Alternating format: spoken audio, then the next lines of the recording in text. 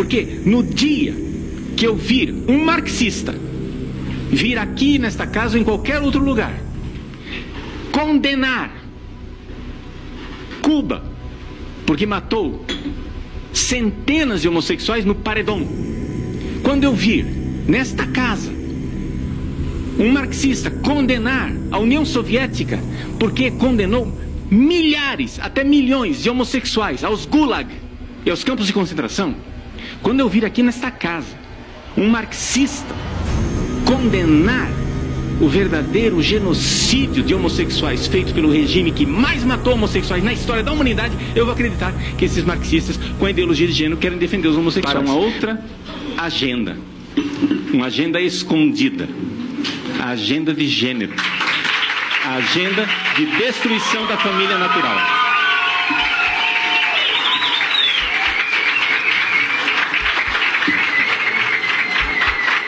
Por isso que uma pessoa, se na democracia uma pessoa quer destruir a família natural, ela tem direito de querer isso, mas ela tem também o dever de avisar aos eleitores que ela está fazendo isso, porque isso daqui é acabar com a regra da democracia, onde as pessoas têm que ser informadas do que é que está acontecendo. Para concluir. Boa tarde a todos. Quero, antes de mais, agradecer o convite da comissão, a honra de estar aqui e de, nesta Casa de Leis, realmente debatermos um assunto tão importante para o nosso país, para a defesa verdadeira dos direitos das mulheres e, sobretudo, para aquilo que é a necessidade de que essa Casa de Leis proponha legislações que representem mesmo esta necessidade, como foi apresentado pela doutora Amini, né, de defender a mulher. Agora, o que nos cabe aqui dizer, já desde o início, é o seguinte: se nós vamos defender o direito da mulher,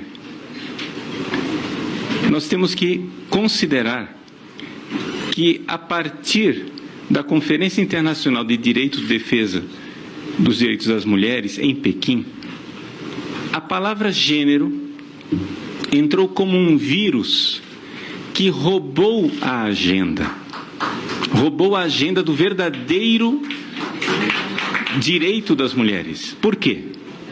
Porque o que acontece é o seguinte: foi feita toda uma articulação para, a partir da década de 90, se substituir sistematicamente a palavra sexo, que era aquilo que se usava antes, pela palavra gênero.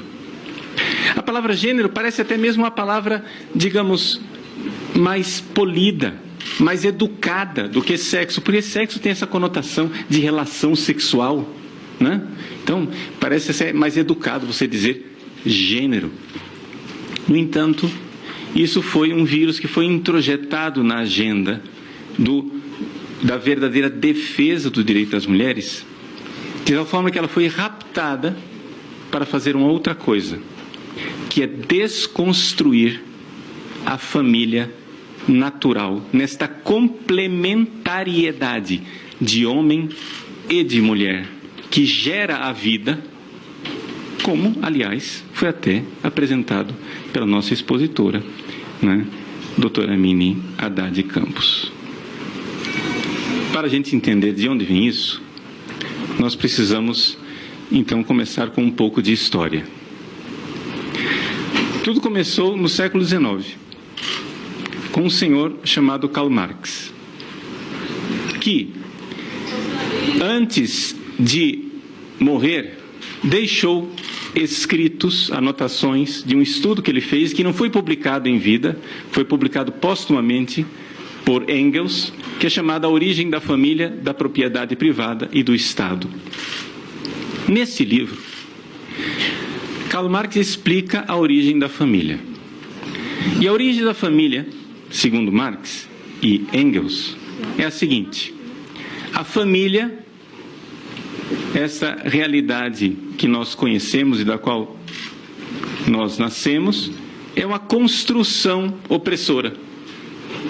Ou seja, assim como para os marxistas existe uma opressão básica e fundamental, que é o fato de que o capitalista explora o trabalhador, Karl Marx, no final da vida, disse: não adianta nada nós estarmos agora trabalhando para o capitalista parar de oprimir o trabalhador, quando nós temos na família, na própria célula máter da sociedade, na célula básica da sociedade, nós temos a opressão. Por quê? Porque a família é o macho que oprime a mulher e os filhos como sua propriedade.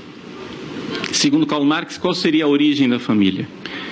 A origem da família, segundo ele, está no surgir do capitalismo. Não vamos agora entrar em debate se isso que ele está descrevendo é capitalismo ou não. Eu vou simplesmente expor a coisa como ela está lá. Mas, com a agricultura, todo mundo sabe que quando se começa a produzir na agricultura, se começa a produzir mais do que se pode consumir, há um acúmulo de riquezas. Qualquer dono de sítio sabe que você, produz frutas, e aí você tem mais frutas do que aquilo que sua família pode consumir. Então você vai acumular riquezas. Ora, para acumular riquezas você precisa ter uma forma de guardar essa riqueza. Mas para guardar essa riqueza, do que adianta você guardar riqueza se você não tem herdeiros? Então, segundo Karl Marx, a humanidade, na horda primitiva, todo mundo tinha sexo com todo mundo, livremente, sem estes preconceitos burgueses dessa instituição burguesa chamada família. Todo mundo tinha sexo com todo mundo e, portanto, não se sabia quem eram os pais do sexo masculino, quem era o pai masculino daquela criança. Sabia-se quem era a mãe, porque a criança saiu daquela barriga. Evidente? Então, já que você sabe quem é a mãe, você não sabe quem é o pai. Mas a sociedade agrária opressora, no início do capitalismo, inventou a fidelidade monogâmica, ou poligâmica se quiser, mas em todos os casos, o fato é o seguinte: o homem tinha uma mulher ou mulheres que ele podia ameaçar de morte caso ela não fosse fiel sexualmente, porque ele queria ter certeza que todos os filhos que ela trouxesse ao mundo fossem filhos dele, para que ele pudesse deixar herdeiros. Então, para Karl Marx, a origem da família é uma origem opressora em que o homem se coloca como o proprietário da mulher e dos filhos. O pater familias romano, que para Marx é o suprassumo da opressão, ele tem poder de vida e de morte sobre a mulher e os filhos. Portanto, a família precisaria ser destruída, desmontada. Até aqui, Marx simplesmente lançou o grito, o alarme. A origem da opressão capitalista está nesta instituição chamada família. Passaram-se anos, décadas, e isso foi deixado de lado. Por quê? Porque ninguém sabia o que fazer com essa informação. Até que, na década de 60, as pensadoras marxistas feministas surgiram com uma nova onda de feminismo. Essa senhora Kate Millett, com esse livro Sexual Politics, ela apresenta com muita clareza qual era a dificuldade até então. O feminismo, até aquele ponto, ele não tinha conseguido fazer uma revolução. Ou seja, ela diz isso com clareza, no capítulo 4, página 157, que a primeira fase do feminismo terminou em reforma e não em revolução. Mas era necessário revolucionar. Por quê? Porque se nós não mudarmos a estrutura da família, a mulher irá continuar sendo subordinada. É necessário mudar estruturalmente essa realidade chamada família.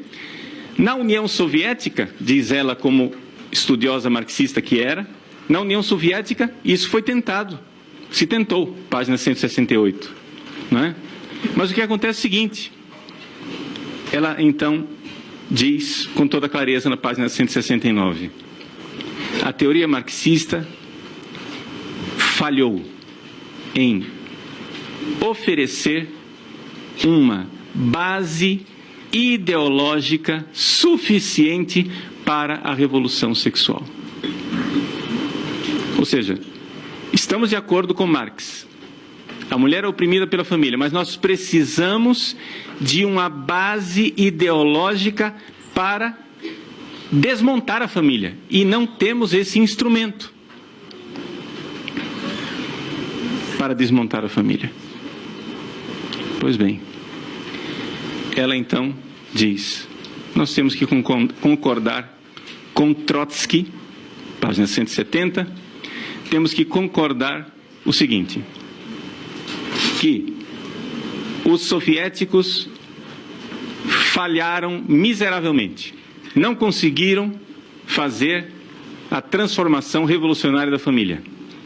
Portanto, diz Trotsky friamente, não se pode, aspas, abolir a família.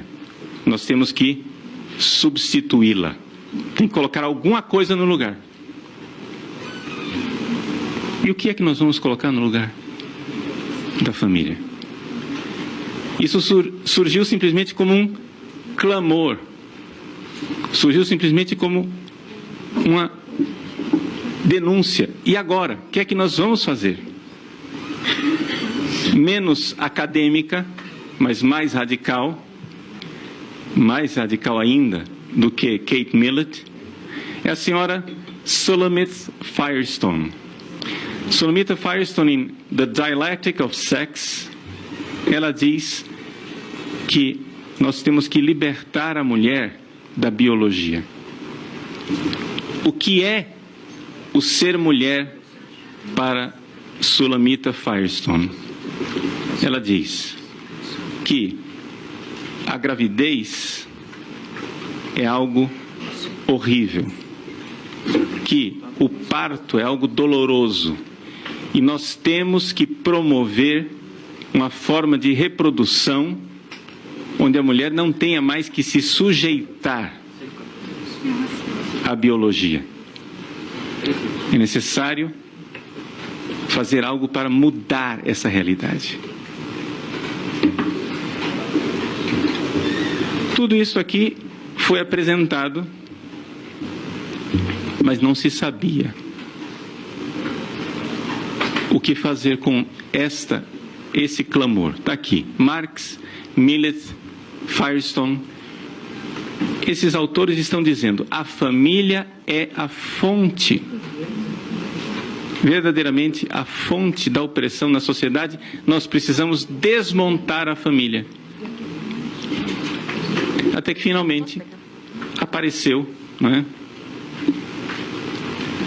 Até que finalmente apareceu o instrumental. O instrumental foi aparecendo aos poucos para resolver esse problema. Uma das realidades que foi apresentada como instrumental foi a escola de Frankfurt.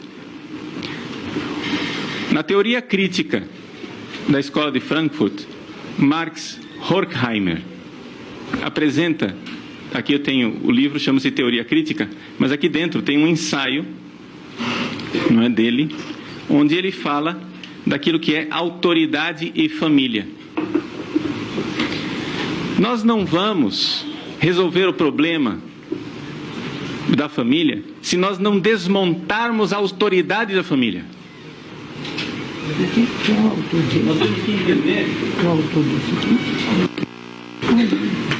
Nós temos que entender. Nós temos que entender que a autoridade da família tem que ser desmontada, porque as pessoas elas não seguem silogismos, elas seguem uma autoridade.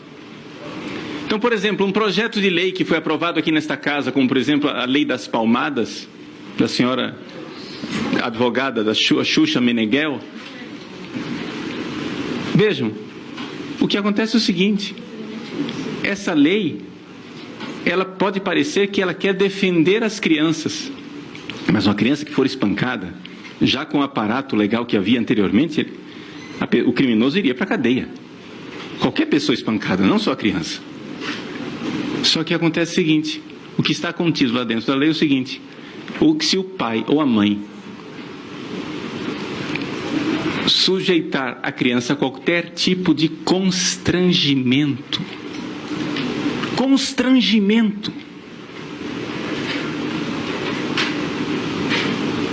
esse pai e essa mãe podem ser autuados.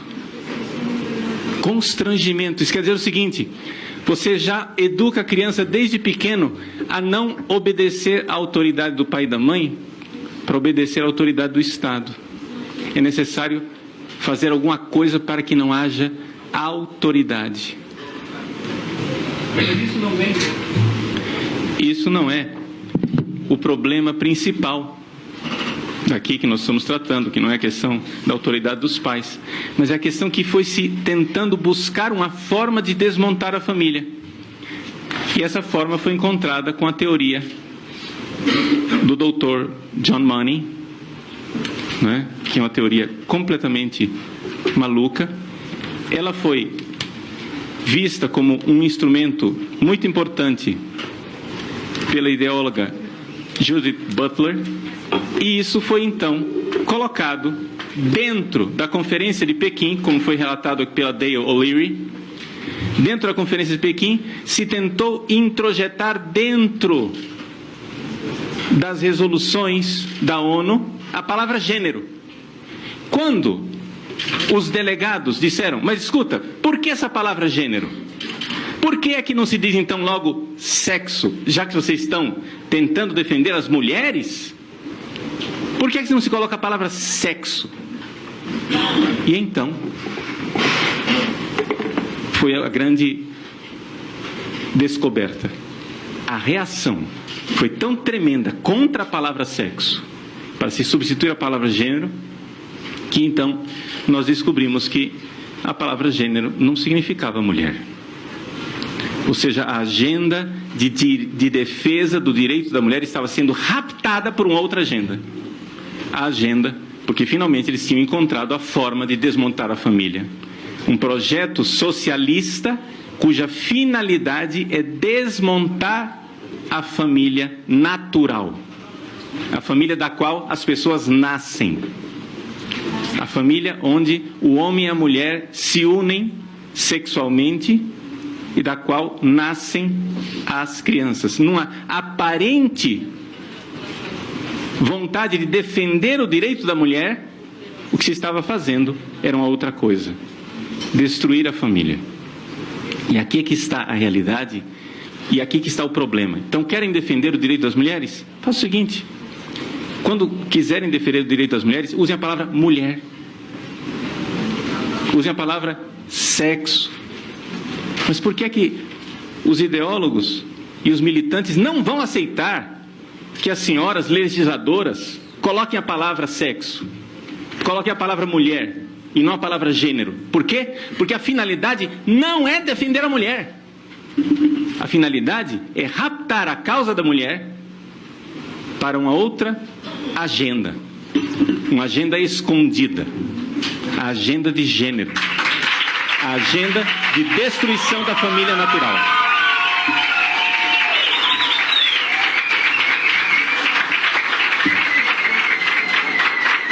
Por isso que uma pessoa, se na democracia uma pessoa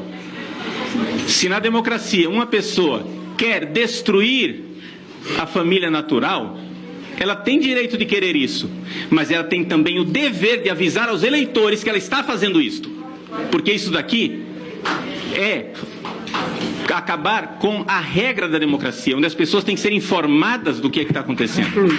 Para concluir. Ou seja, é importante que a palavra gênero seja então definida. seja definida. E é por isso que nós estamos aqui. Porque o que está por trás da palavra gênero não é a mulher, mas é uma agenda de destruição da família natural. Muito bem.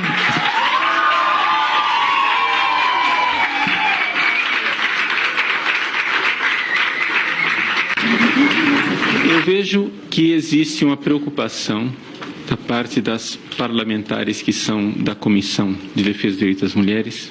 Vejo que é uma preocupação imensa da doutora Amine Haddad e de tantas mulheres aqui presentes de defender o direito das mulheres. Eu, em primeiro lugar, fico contente de ver isso, feliz. Sabe por quê? Porque as senhoras realmente creem que existe mulher. E isto parece pouco, mas isto é uma realidade que quebra totalmente a ideologia de gênero. Porque a Judith Butler começa exatamente dizendo que não existe mulher. E isso as pessoas não se dão conta que isto é implosão. Por quê? Como o Domênico colocou, se você não tem um sujeito claro do qual você irá defender os direitos, você não vai conseguir defender direito de ninguém. Porque qual é a dificuldade? Por que é que toda a legislação que vocês tentam passar bate na história de gênero e vocês não conseguem defender mulher nenhuma? Por quê? Porque exatamente o conceito de gênero entrou como um vírus linguístico e vocês não vão conseguir aprovar. Porque todas as vezes que a palavrinha gênero aparecer, vocês vão encontrar oposição da população que não é tão ignorante como se pensa. As pessoas estão atentas para essa realidade e exatamente a tentativa de colocar nas nossas câmaras municipais e nos estados, etc., a questão de gênero dentro dos planos municipais, estaduais e do plano nacional aqui, vê que a população brasileira se antecipou aos seus legisladores. Ou seja, o brasileiro está atento para a palavra gênero. A palavra gênero, muita gente da população sabe que isso é uma ideologia e que isso não defende as mulheres. Porque exatamente desconstrói a mulher e diz que mulher não existe. A mulher é uma questão líquida. Então você vai defender o quê se aquilo não tem identidade? Então isso vem da onde? Isto vem exatamente de uma ideologia artificialmente produzida. A doutora Liliana Bittencourt mostrou claramente como cresceu exponencialmente a partir da década de 90. Com a Conferência de Pequim, a palavra gênero foi artificialmente colocada nas universidades, nas pesquisas, nos doutorados. Por quê? Porque nós sabemos muito bem que as fundações internacionais estão derramando milhões de dólares em bolsas que trabalhem a questão de gênero. Por quê? Porque as fundações funcionam assim. Eles primeiro, durante 10 anos, eles inventam a ciência, a pseudociência, através de dinheiro, que vão colocando nas universidades. Não, eu só subvenciono se for nesse campo aqui. E as universidades que querem o dinheiro abrem as coisas, né? E os estudantes que querem as bolsas abrem as portas. Então é uma pseudociência feita pelas fundações. E por que é que as fundações querem com isso? Querem desconstruir a questão de família. Eu coloquei aqui claramente, né, qual é a causa final. Ou seja, tanto aquilo que o Domênico colocou, o conceito de gênero que liquidou a questão da mulher, né? Tornou a mulher uma coisa fluida. Então não dá mais para você defender aquilo que você não sabe o que é. Aquilo que a Liliana colocou, que as fundações estão por trás dessa pseudociência, né? Isso daí, por quê? Foi a minha intervenção. Eu coloquei a causa final. Qual é a finalidade?